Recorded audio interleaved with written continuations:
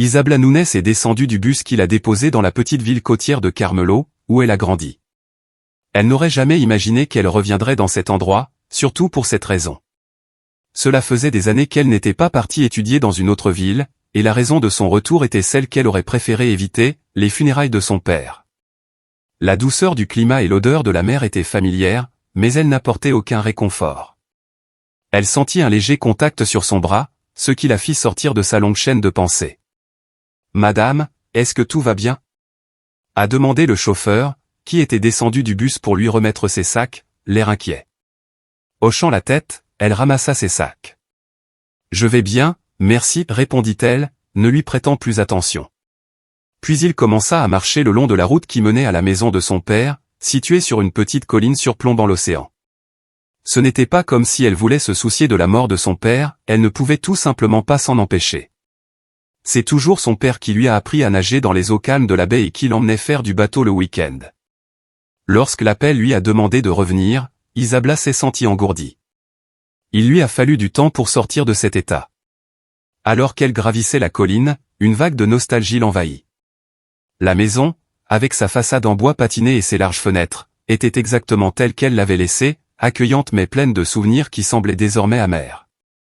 La balançoire accrochée au porche se balançait doucement au gré du vent, comme si elle attendait toujours qu'elle s'assoie là, comme elle le faisait chaque après-midi pour lire.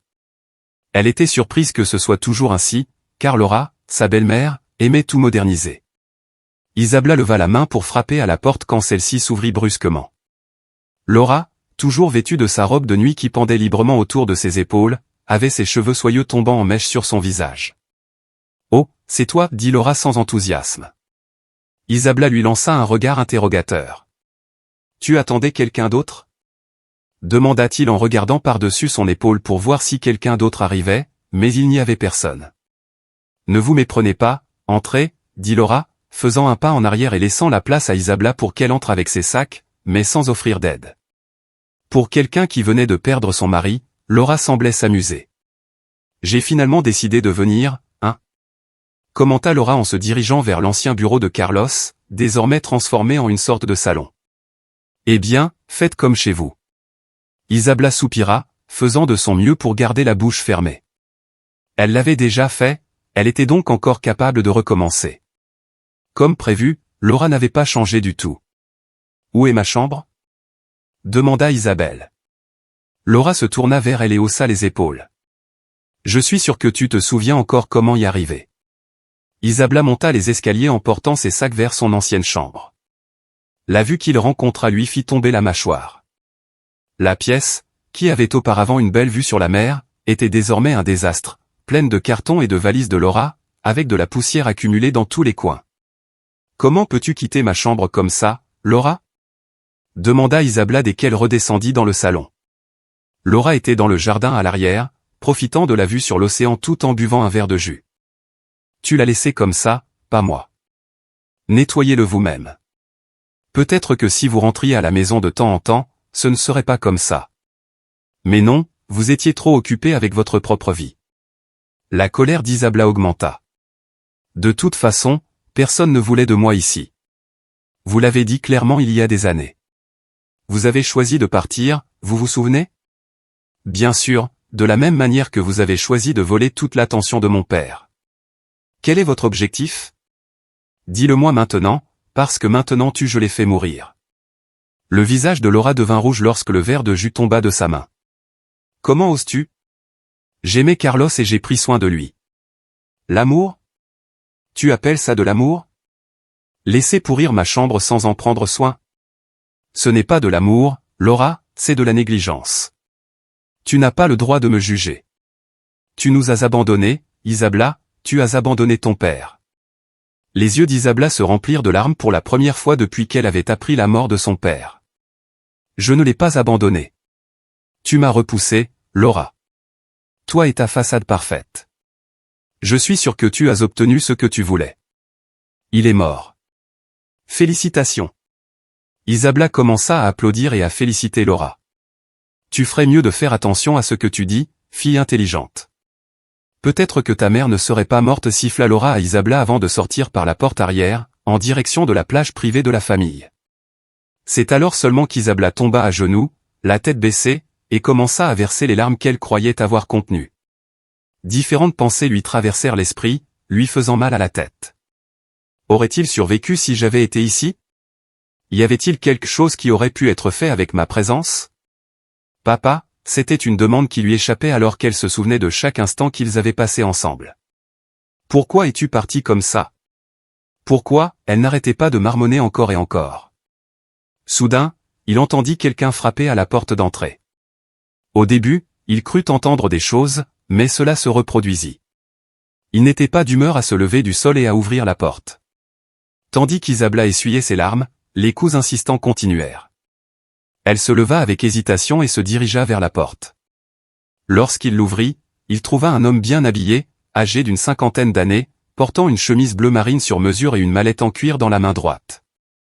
Voyant qu'il semblait être quelqu'un d'important, elle essaya rapidement de se ressaisir avant d'ouvrir la porte.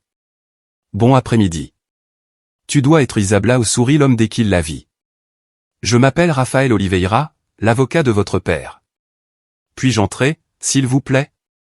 Elle hocha simplement la tête, lui laissant la place d'entrée. Puis il ferma la porte et le conduisit dans le salon. Elle remarqua qu'il scrutait toute la maison autant que ses yeux le lui permettaient. Je suppose que Laura n'est pas à la maison, n'est-ce pas? C'est alors qu'elle comprit la tension dans sa voix. Il semblait qu'il ne voulait pas la voir dans les parages. Elle est allée à la plage il y a peu de temps. Très bien, Miss Isabla. J'ai besoin de discuter avec vous de l'héritage de votre père et de certaines questions importantes qui nécessitent votre attention. Vous sentez-vous prête ou devrais-je revenir une autre fois? D'accord, elle essaya de garder son expression calme afin de ne révéler aucune émotion. Je viens d'arriver, donc je ne serai pas long. Raphaël ouvrit sa mallette et en sortit une liasse de documents. Isabla, le testament de ton père est très précis. Il te l'a laissé. Il fit une pause, vérifiant les documents avant de continuer. La clinique Bera Rio, tous ses actifs et propriétés associées. Il vous a également laissé ses investissements, titres et effets personnels. Les yeux d'Isabla s'écarquillèrent lorsque Raphaël lui tendit un dossier contenant les documents. Votre père a été très clair sur ses souhaits, Isabla. Il voulait que vous ayez le contrôle et la propriété de la clinique, garantissant ainsi la continuité de son héritage. Son esprit tournait. Elle ne s'attendait à rien, compte tenu de sa séparation d'avec son père. Mais je ne sais pas si je peux diriger la clinique, Raphaël. Je n'ai aucune expérience. Je viens de terminer mes études de médecine. Raphaël hocha la tête, comprenant. Ton père croyait en toi, Isabla. Il t'a laissé des instructions détaillées et une équipe compétente pour te soutenir. Malgré les mots d'encouragement de Raphaël, Isabla se sentait dépassée. Elle n'avait pas encore assimilé la perte de son père et se trouvait désormais confrontée à la tâche difficile d'assumer son héritage. Je ne pouvais pas le vendre, je devrais éventuellement y retourner pour terminer certaines choses à l'université. Et si je le vendais simplement à quelqu'un qui ferait bon usage de la clinique? Si vous vendez, la propriété sera transférée à Laura, votre belle-mère. L'estomac d'Isabla se retourna à cette idée. Elle ne supportait pas l'idée que Laura puisse bénéficier du travail acharné de son père. Quelles sont mes alternatives?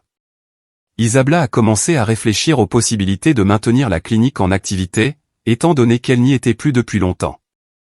Vous pourriez embaucher un manager ou vous associer à une personne expérimentée, a suggéré Raphaël. Ou prenez le temps d'apprendre et d'évoluer dans ce rôle. Cependant, je vous conseillerais personnellement de vous infiltrer d'abord en tant qu'employé. Cela a attiré l'attention d'Isabla. Pourquoi dis-tu ça? Avant de mourir, votre père a mentionné qu'il y avait des pratiques de corruption à la clinique. Mais avant qu'il puisse faire quoi que ce soit, son problème cardiaque s'est terriblement aggravé, laissant le problème sans solution. Si vous prenez la direction maintenant, vous ne pourrez peut-être pas découvrir. Isabla prit une profonde inspiration en répétant ce que l'avocat avait dit. Si elle décidait de retourner à sa vie, Laura ruinerait ce que son père a mis des années à construire. Si elle restait, elle devrait faire extrêmement attention à ce qui se passait à la clinique. Puis-je avoir un peu de temps pour réfléchir à ça? Bien sûr. Mais gardez à l'esprit que si vous tardez, la clinique sera en danger. Elle hocha lentement la tête, prenant note de ses paroles. Mais comment pourrais-je trouver un travail là-bas? Laissez-moi faire, c'est super simple. J'aimerais connaître votre décision au plus vite. Voici ma carte. Il lui tendit une carte aux accents violets. C'est ma carte de visite, il suffit d'un appel. Il se leva, prêt à partir. Isabella se leva également et le suivit jusqu'à la porte. Merci, monsieur Oliveira. Je vous en suis reconnaissant. Ce n'est rien, prends soin de toi. J'attends ton appel. Et il était déjà sorti de la maison. Isabella retourna vers le porche, où elle s'assit sur la vieille balançoire en bois, pensant toujours à tout. Son téléphone vibra dans sa poche, ce qui lui fit vérifier l'appareil pour la première fois de la journée. C'était un message d'un ami d'université. Elle était présente lorsqu'Isabella a reçu la nouvelle du décès de son père, elle a donc envoyé un message lui demandant si elle était bien rentrée à la maison. Isabella a répondu rapidement puis a éteint son téléphone portable. Elle voulait juste tout le repos possible. Ton père croyait en toi, Isabella. Elle n'en doutait pas le moins du monde. Chaque début de semaine, son père lui envoyait un message de bonjour, l'encourageait et lui posait des questions sur son bien-être. Mais elle répondait rarement parce qu'elle avait l'impression qu'elle n'était pas la bienvenue en sa présence, et Laura ne faisait qu'empirer les choses. Le pot de glace reposait à côté de lui. Ce n'est que lorsqu'elle a récupéré la carte de visite de l'avocat qu'elle s'est souvenue de lui. Prenant une grosse cuillerée de glace, elle regarda la carte plusieurs fois avant de rallumer son téléphone. La mort de son père lui a fait réaliser à quel point il l'aimait, même jusqu'à sa mort. Il n'y avait qu'une seule façon de s'assurer qu'il souriait du ciel. Elle a rapidement tapé un message et l'a envoyé à l'avocat. Tout ce qu'elle avait à faire maintenant était de préparer tout ce dont elle aurait besoin pour son nouveau travail, ce qui signifiait qu'elle devait tout organiser dans sa chambre pour qu'elle reste bien rangée. « Bon travail, Laura, bon travail », murmura-t-elle en prenant d'autres cuillerées de glace. Ses yeux se tournèrent vers le portrait de son père qui se trouvait dans le salon et elle se remit à pleurer. Ce n'est que la semaine suivante qu'Isabella a été appelée pour commencer son travail à la Clínica Beira Rio. Au départ, elle craignait qu'il y ait un problème avec son nom, mais Raphaël s'est vite rappelé que son père n'utilisait plus le nom de Carlos Nunes. Sa mère est morte. Au cours de la dernière semaine qu'Isabella a passée chez son père, elle n'a croisé la route de Laura que 2 fois. Laura passait la plupart de son temps en ville, ne rentrant que tard le soir, et semblait toujours d'humeur festive, ce qui a amené Isabella à se demander ce que son père avait vu en elle.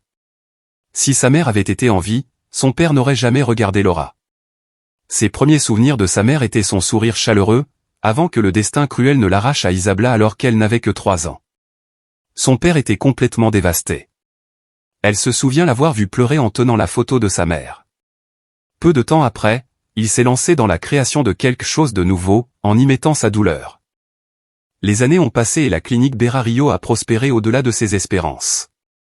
Isabella a grandi en le regardant travailler sans relâche jour et nuit. Il passait des heures à jouer dans les couloirs de la clinique, rêvant d'être comme lui. Et puis, tout à coup, tout a changé.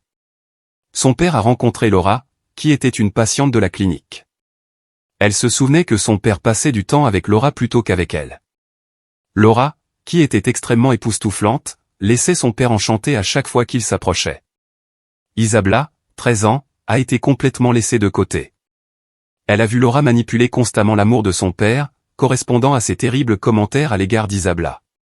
Son père, pris entre les deux, avait du mal à équilibrer son amour entre les deux. Malgré l'influence de Laura, il appréciait toujours Isabella et l'encourageait à suivre ses traces. Elle était désireuse de plaire à son père, alors elle a fait tout ce qui était nécessaire, jusqu'à ce que finalement son père révèle qu'il épouserait Laura. Elle était profondément blessée et en colère, même si elle s'y attendait. Son père l'aimait, mais il prenait ses distances et elle ne pouvait rien faire. Elle l'aimait profondément et il lui manquait plus que tout. En se regardant dans le miroir, elle essaya de sourire en se disant que si elle se mettait à pleurer maintenant, elle ne pourrait pas aller travailler. Son sac, contenant son peigne, ses épingles, son rouge à lèvres et un peu d'argent, était sur le lit. Regardant autour de la pièce, elle sourit, car elle avait travaillé dur pour en faire ce qu'elle était maintenant.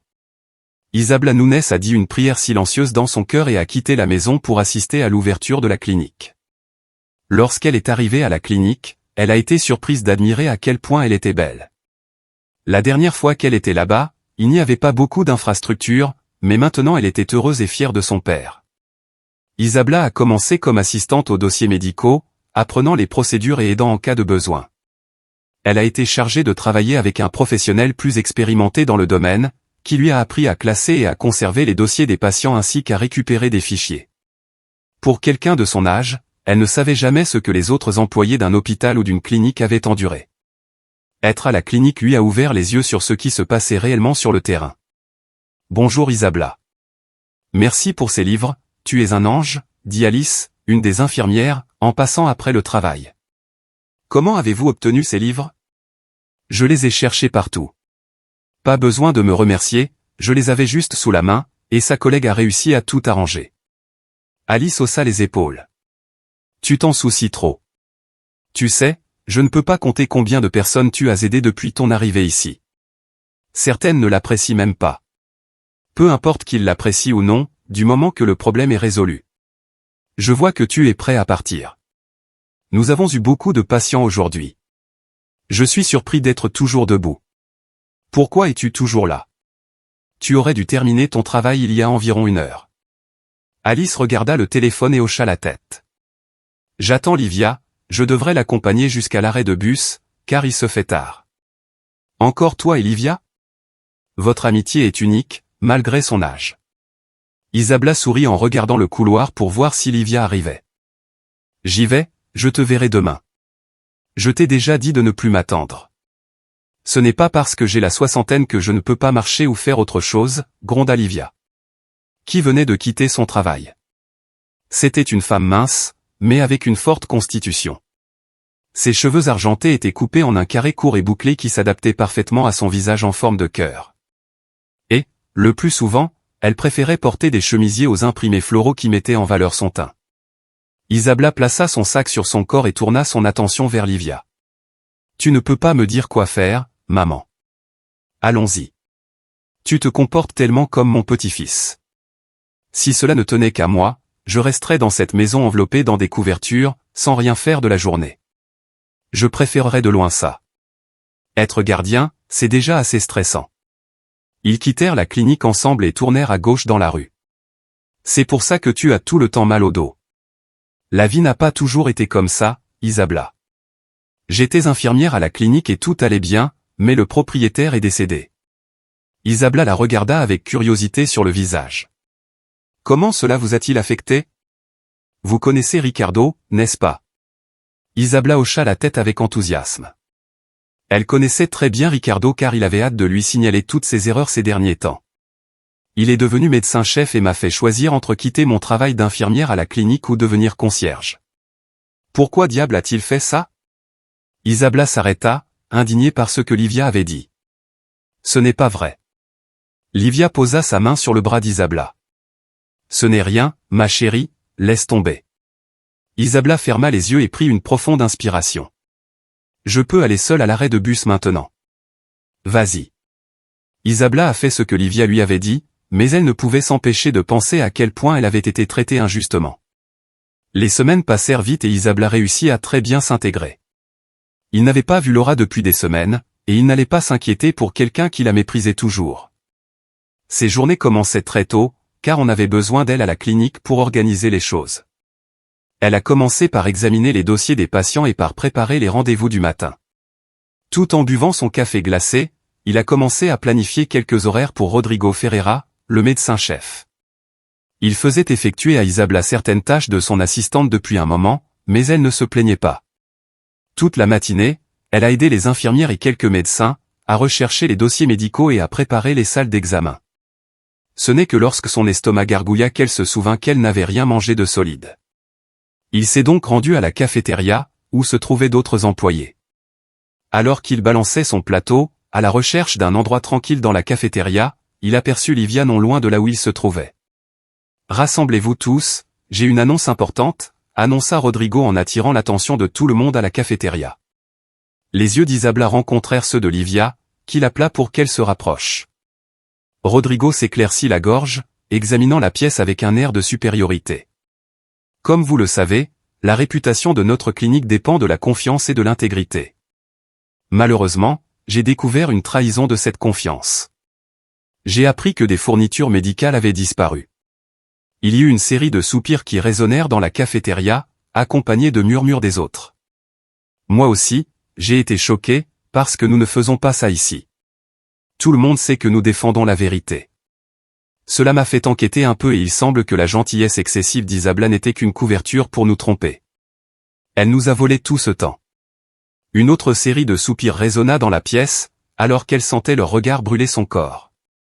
Son visage brûlait de colère, mais elle restait figée, incapable de dire un mot. Je sais que certains d'entre vous sont choqués, mais pas moi.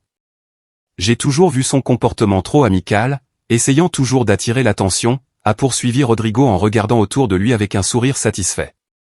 Je voulais la licencier, mais je pense que c'est une meilleure solution.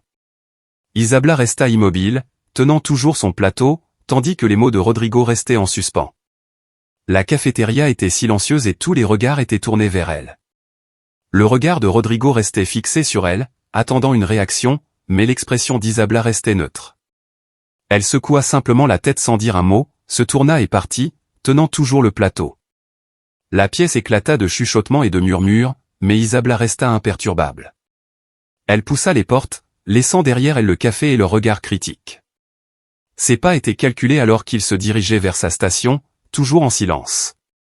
Isabla, attends. Elle entendit Livia l'appeler, mais elle ne ralentit pas et ne se retourna pas. Elle a disparu dans les couloirs de l'hôpital, laissant tout derrière elle. Le silence faisait croire à tout le monde qu'elle avait effectivement volé les fournitures médicales, mais elle s'en fichait. À partir de ce jour, elle reçoit des commentaires méchants et des regards dédaigneux de la part de certaines infirmières. Certains d'entre eux n'ont même pas permis à Isabla de leur remettre les dossiers médicaux nécessaires car, selon eux, ils ne voulaient pas que les informations des patients soient volées. Livia et d'autres infirmières ont tenu à préciser qu'elles étaient du côté d'Isabla et qu'elles ne permettraient pas que le médecin-chef ruine son image. Ils ne savaient pas pourquoi Isabla laissait croire aux gens qu'elle avait volé les fournitures médicales. Quelques semaines après son arrivée, Isabla a remarqué que certains fonds avaient été retirés du compte de la clinique et n'avaient servi à rien. Ce n'était pas comme si elle avait prévu de vérifier, mais les documents sont tombés sur son bureau parce que Rodrigo, le médecin-chef, voulait à nouveau l'utiliser comme assistante. Elle a appelé Raphaël et lui a fait part de ses découvertes. À son tour, il lui a dit de faire profil bas afin que personne ne découvre qui elle était vraiment. Ce n'était plus un problème pour Isabla maintenant qu'elle avait été accusée. Rodrigo apportait une grande quantité de travail à son bureau, voulant qu'elle se plaigne, mais comme toujours, elle lui fit un doux sourire. Il ne savait pas qu'il l'aidait. Ses oreilles étaient toujours attentives aux potins ou aux informations que les infirmières partageaient entre elles. C'est alors qu'elle a confirmé que certaines infirmières étaient mieux payées parce que le médecin-chef les appréciait, tandis que d'autres étaient payées une somme dérisoire. Sachant que le fer était chaud, elle devait attendre le bon moment avant de faire quoi que ce soit. Une opportunité se présenterait certainement bientôt. Tout ce qu'elle avait à faire était d'attendre, mais ce n'était pas facile de rester assise quand elle pouvait simplement agir et dire qu'elle était la fille de Carlos. Ce n'était tout simplement pas encore le moment de le faire. Papa, j'aurais aimé que tu sois toujours là. Peut-être que tout cela serait résolu proprement. Tu me manques, murmura-t-elle à son père, où qu'il soit. C'était plus facile de le faire. Vendredi soir, après le travail, Isabla marchait à côté de Livia, qui s'était plainte auparavant de pouvoir marcher seule jusqu'à l'arrêt de bus. Isabla lui a immédiatement dit qu'elle déciderait si cela lui plaisait ou non. Mon petit-fils passe le week-end avec moi. Enfin, il fait une pause dans son travail stressant dans la finance pour passer du temps de qualité avec sa vieille grand-mère, sourit Livia, comme si elle venait de décrocher les meilleures places au cinéma. C'est un gars bien, il me rend toujours fier. Isabla sourit, familière avec l'affection de Livia pour son petit-fils. Comment va-t-il? Il travaille toujours dur. Oui, il va bien, mais je m'inquiète pour lui. Il est tellement concentré sur sa carrière qu'il n'a jamais de temps pour lui ni pour une vie sociale. Dans ce cas, Isabla a ri lorsqu'elle a entendu parler du manque de temps pour une vie sociale. Est-ce que ça veut dire qu'il n'est pas encore installé? Non, et ça m'inquiète. Il a 27 ans, Isabla, quand trouvera-t-il une bonne fille et me donnera-t-il des arrière-petits-enfants? Laisse-lui du temps, Livia. Il trouvera quelqu'un de spécial. Livia secoua la tête. Je l'espère. Quoi qu'il en soit, je veux faire son gâteau préféré et quelques bonbons. Il aime toujours les sucreries comme son grand-père. J'adorerais t'aider à cuisiner, Livia. Ce serait amusant. Cela fait longtemps que je n'ai pas fait quelque chose comme ça. Et ça te dérange encore? Non, tu devrais te reposer pendant le week-end. Je peux très bien me débrouiller tout seul. Isabella soupira, serrant plus fort le sac. Peux-tu me laisser faire quelque chose pour toi une fois? Chaque fois que tu veux que je me repose et ne fasse rien. Pourquoi ne joues-tu pas à des jeux extérieurs demain? Isabella lui lança un regard, tandis que la vieille femme souriait en désignant l'arrêt de bus. Il n'y eut plus aucune discussion à ce sujet pendant que Livia attendait le bus. Le lendemain, Isabella se tenait devant le magnifique bungalow à la façade jaune gai, complété par des parterres de fleurs bien entretenus et une pelouse propre et verte. Un chemin de pierre sinueux menait à la porte d'entrée, décorée d'une guirlande accueillante. Elle admira la maison avant de venir frapper à la porte. Livia, surprise, répondit à sa porte et ouvrit la porte avec un tablier couvert de farine autour de la taille. C'était exactement l'expression que je savais que tu ferais. Oublie ça. Comment es-tu arrivé ici? Je suis sûr que je n'ai pas décrit où j'habite. Isabella sourit involontairement. J'ai demandé à l'infirmière Anna, et elle m'a généreusement donné votre adresse. Elle m'a aussi dit quelque chose comme « Tu es si célèbre, je te trouverai rapidement en point ». L'expression de Livia devint embarrassée. Eh bien, je suppose que je ne peux pas te renvoyer. Entre, chérie. En entrant, son nez capta rapidement l'arôme alléchant des bonbons et du café frais, qui lui rappelait son père. Ses yeux commencèrent à pleurer presque immédiatement. Que s'est-il passé? Est-ce que tout va bien? Les larmes coulaient sans honte, tandis que Livia la serrait dans ses bras. Lorsqu'Isabella ouvrit la bouche pour parler, elle vit une photo sur le mur et dut cligner des yeux pour s'assurer qu'elle n'avait pas d'hallucination. Comment as-tu cette photo? C'était toi il y a des années? Livia regarda où était fixé le regard d'Isabella et hocha la tête, ne comprenant pas le lien entre cela et ses larmes. J'ai une photo comme celle-ci. Mon père a dit que c'était la photo de ma nounou et que nous étions très proches. Attends, qui est ton père? Carlos Soares. Livia recula sous le choc, les yeux écarquillés. Elle regarda la jeune femme devant elle, réfléchissant à ce qu'elle avait dit. C'est alors que tout a pris un sens. Isabella, Carlos Soares est l'homme qui m'a donné un travail d'infirmière quand j'en avais besoin. Comment ne t'ai-je pas reconnu après avoir pris soin de toi pendant si longtemps? Isabella a recommencé à pleurer alors qu'elle se dirigeait vers Livia et la serrait fort dans ses bras. Moi non plus, je ne t'ai pas reconnu. Ah, ma fille, je suis désolé pour sa mort, je suis vraiment désolé, murmura Livia à ses oreilles tandis qu'Isabella continuait de pleurer. Ils restèrent ainsi un moment avant qu'Isabella ne lâche l'étreinte. Ton père était comme un fils pour moi. J'ai perdu le mien dans un accident il y a des années, mais ton père a comblé ce vide jusqu'à sa mort. Je suis désolé, Isabella. Puis-je prendre un café? Bien sûr, allons à la cuisine. Livia conduisit Isabella à la cuisine, où elle vit un comptoir couvert de farine et des bols à mélanger qui révélaient que Livia avait commencé à faire le gâteau. Ne vous occupez pas du désordre. Je prépare son gâteau au chocolat préféré et des biscuits au sucre. Livia versa du café dans une tasse rose et la plaça doucement dans les mains d'Isabella. Merci, Livia. Isabella but une gorgée et soupira rêveusement. Mon père adorait le café frais tous les matins. Il le préparait lui-même, et ce n'est que lorsque je suis plus âgé qu'il m'en a laissé prendre. Il a toujours été comme ça, je m'en souviens. Mais dis-moi, ton père était propriétaire de la clinique. Pourquoi travailles-tu comme commis aux dossiers médicaux? Tu devrais prendre la relève.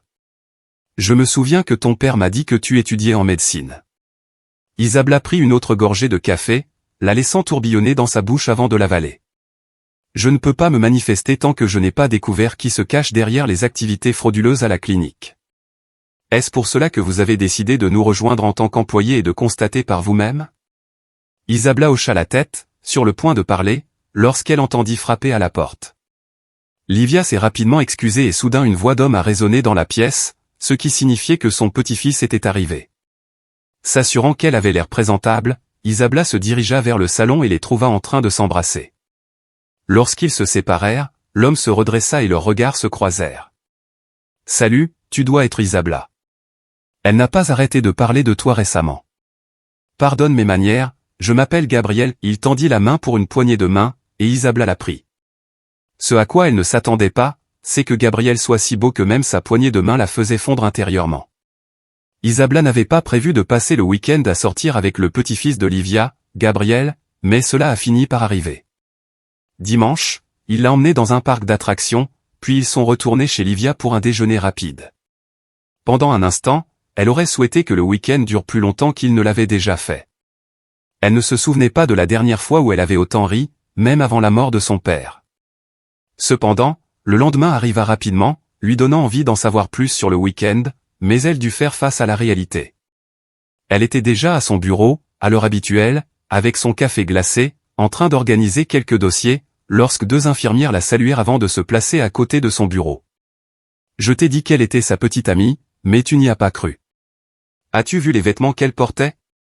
Ils ont dû coûter une fortune, rit la première infirmière comme une écolière. Ils étaient littéralement l'un sur l'autre il y a peu de temps, même s'il était si tôt. Je pense qu'elle s'appelle Laura ou quelque chose comme ça. Ce ne sont pas mes affaires, cependant. Je ne veux pas avoir d'ennui avec lui. La première infirmière y soupira en regardant vers l'entrée de la clinique. Voyons s'ils sont toujours là.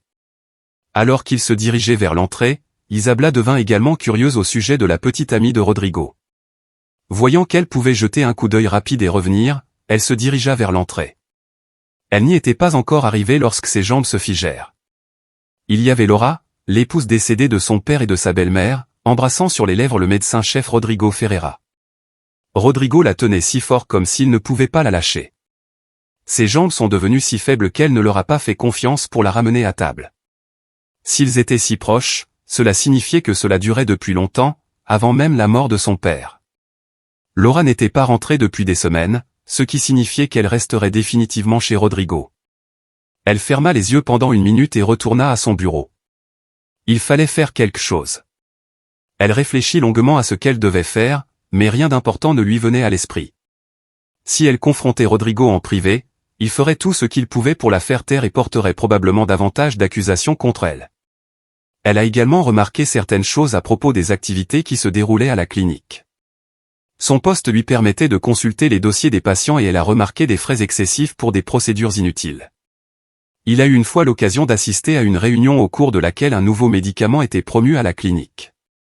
Ce n'est que plus tard qu'il a découvert qu'il existait un contrat lucratif entre la clinique et la société pharmaceutique, avec des incitations pour chaque prescription. Cela n'a pas été communiqué aux infirmières et à certains autres médecins. Rodrigo était en effet au centre de tout.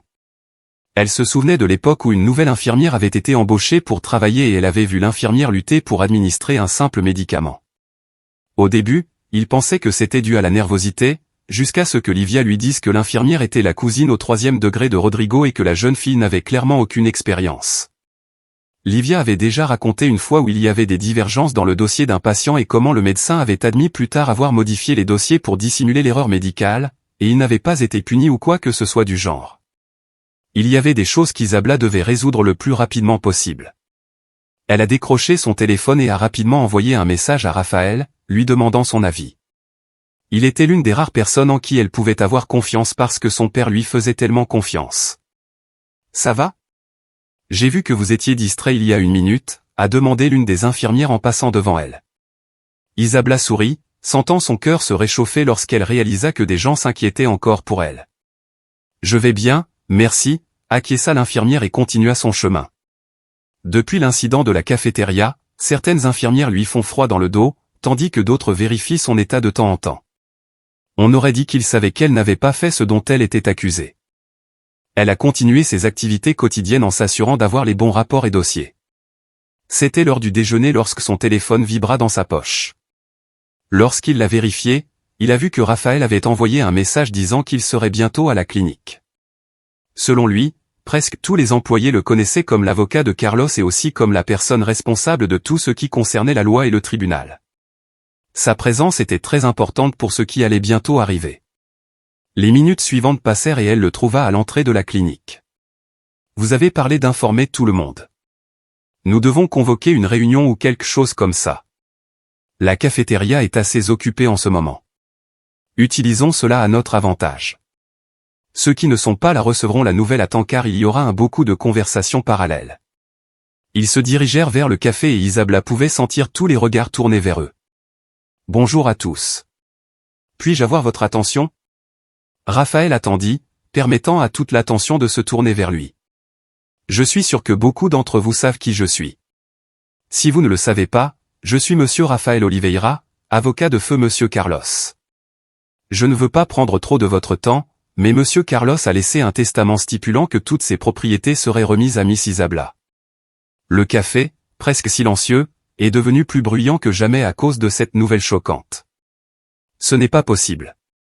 La fille de Carlos ne peut pas être Isabella. J'en suis sûr. Je ne sais pas ce que tu essaies de faire. Rodrigo s'avança vers Isabella et Raphaël, gonflé. Avez-vous pris la peine de vérifier son bureau depuis sa mort? Vous n'avez même pas demandé à quelqu'un de nettoyer son bureau. Je m'appelle Man Nunes, et le testament est ici, écrit de sa main, et sa signature est là. La pièce redevint silencieuse, les murmures cessèrent alors qu'ils attendaient de voir ce qui allait se passer ensuite. Les yeux de Rodrigo se plissèrent. Ce n'est pas possible. Carlos ne te laissera jamais la clinique. Il regarda Isabella avec mépris sur le visage. Tu n'es qu'une étrangère qui prétend être sa fille. N'importe qui peut rédiger un testament. Je garantis, Rodrigo, que c'est authentique. Raphaël lui montra à nouveau le testament. Raphaël hésita, puis tendit le document à Rodrigo. Il le parcourut, vérifiant chaque mot encore et encore. Cela pourrait être faux, a insisté Rodrigo. L'écriture de Carlos était distinctive. Je l'ai vue d'innombrables fois. Cela pourrait être un faux. Arrêtez de nier la vérité. L'avocat de mon père a vérifié l'authenticité du testament. Vous essayez simplement de protéger vos propres intérêts. La pièce resta silencieuse, attendant la réponse de Rodrigo. Ses yeux alternaient entre Isabella et Raphaël, et il soupira d'irritation. Sa fille vient tout juste de terminer ses études de médecine. Peut-être que tu devrais sortir et appeler Laura. Elle serait en mesure de m'expliquer si je suis sa fille ou non. Rodrigo recula d'un pas, réalisant que c'était vraiment vrai. Pouvons-nous aller dans un endroit plus privé et parler? Sa voix devint plus soumise à mesure qu'il s'approchait d'Isabella. Rodrigo, vos actions ont compromis les soins aux patients et trahi l'héritage de mon père. Vous êtes licencié avec effet immédiat. Le masque de charme de Rodrigo s'effondra, révélant un homme désespéré. Isabella, s'il te plaît, pouvons-nous résoudre ce problème? Tu feras n'importe quoi, je ferai la paix, je promets n'importe quoi. Vous avez fait du mal à des innocents.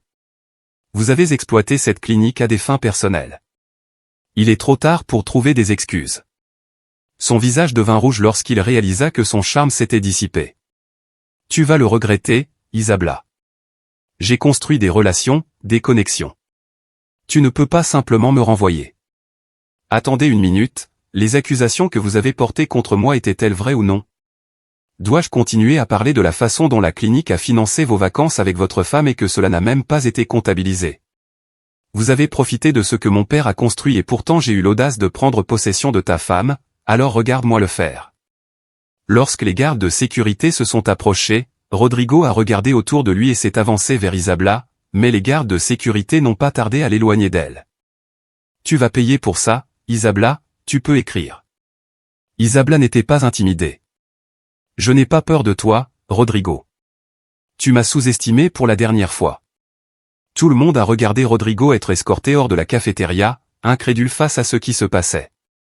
Je comprends le choc et la confusion concernant ma véritable identité. Je voudrais m'expliquer. Je me suis déguisé en nouvel employé. Ce n'est peut-être pas le moment ni le lieu, car nous devons tous retourner au travail le plus tôt possible. Cependant, je en ferai un bref résumé. Elle inspira profondément avant de continuer. Après le décès de mon père, j'ai reçu le testament de Raphaël, qui m'a expliqué que j'étais désormais responsable de la reprise de la clinique. Croyez-moi, cela ne m'intéressait pas du tout, car je n'avais pas encore assimilé le fait que mon père était mort. Mais quand j'ai été informé qu'il y avait des irrégularités dans les affaires de la clinique, j'ai réalisé que je devais agir. En prenant une nouvelle identité, j'ai pu observer et recueillir des preuves sans alerter les responsables. Isabella fit une pause, scrutant la pièce. J'ai été horrifié par la corruption, la négligence et l'exploitation dont j'ai été témoin. Des patients ont été blessés et l'héritage de mon père a été terni. Je savais que je devais agir. Les actions de Rodrigo, en particulier, étaient alarmantes. Son avidité et son manque de respect pour les soins aux patients l'ont forcé à. Je comprends que certains d'entre vous puissent se sentir trompés ou trahis, mais sachez que mon intention n'a jamais été de manipuler ces patients et le rêve de mon père. Lorsqu'Isabella eut fini de parler, la salle éclata sous un tonnerre d'applaudissements. Les employés se levèrent de leur siège en sifflant et en applaudissant. L'attention et le scepticisme se sont dissipés, immédiatement remplacés par l'admiration et la gratitude. Le docteur Alberto, un médecin respecté, s'est approché d'Isabella, rayonnant. « Isabella, ton courage et ta détermination sont adorables.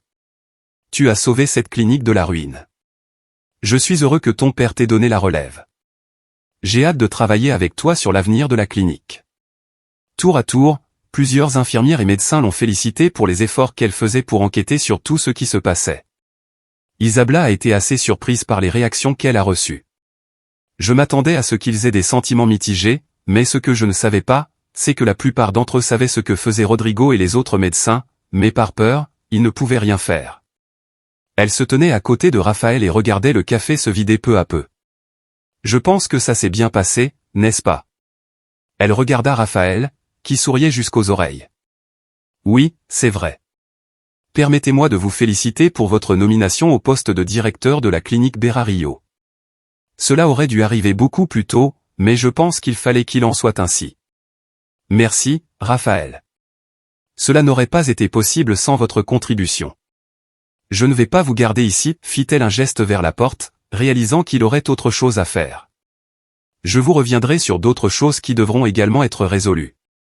Félicitations encore, Isabella.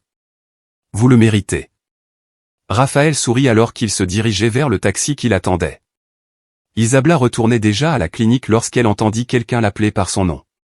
Quand il se retourna, c'était Laura. Elle portait une robe en cuir noir avec un col en V, laissant apparaître sa poitrine, un sac Hermès était sur son épaule et elle portait une paire de chaussures. Ses yeux s'écarquillèrent d'alarme tandis que sa voix tremblait légèrement.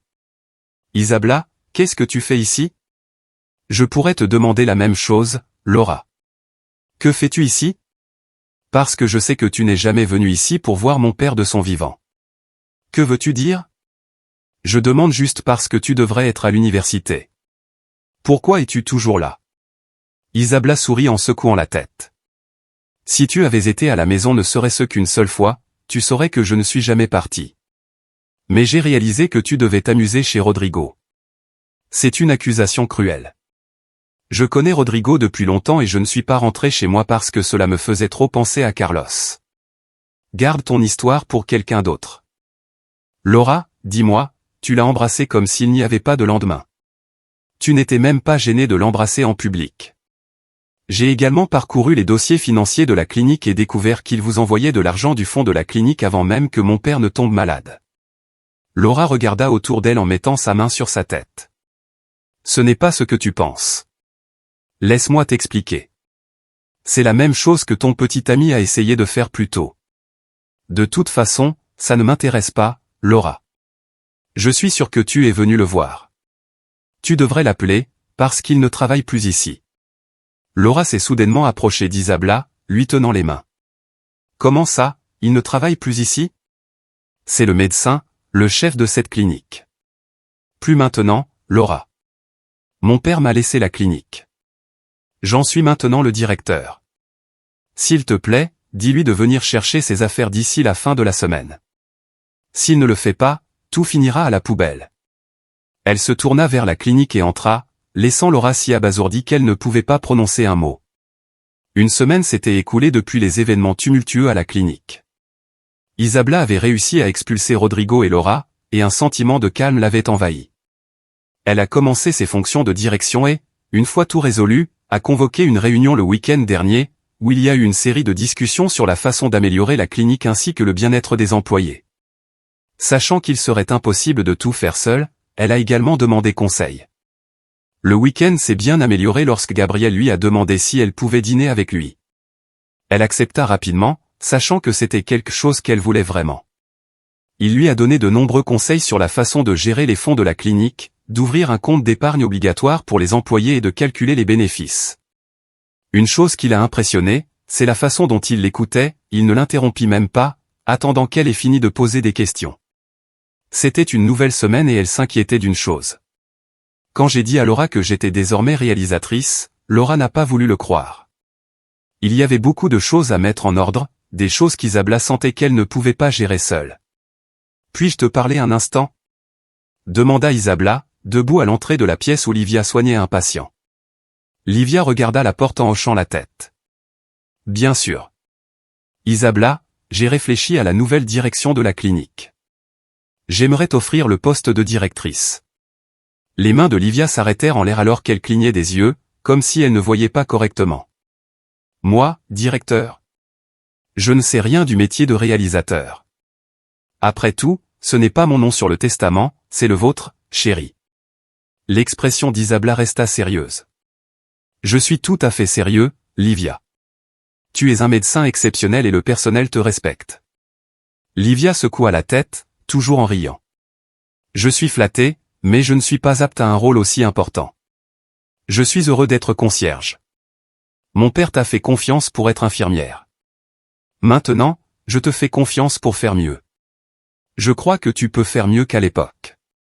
Livia arrêta complètement ce qu'elle faisait, accordant toute son attention à Isabella. Cela fait longtemps que cela n'est pas arrivé, chérie. Je suis sérieux quand je dis que je ne suis pas fait pour ça.